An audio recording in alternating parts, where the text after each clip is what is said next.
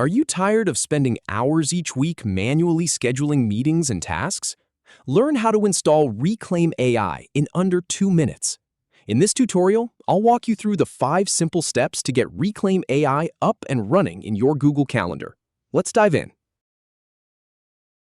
Start by clicking the plus icon in the right sidebar to open the App Marketplace. Then type Reclaim AI into the search bar to find the integration.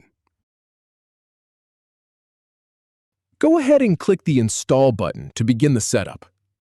Next, click Continue to grant the necessary permissions.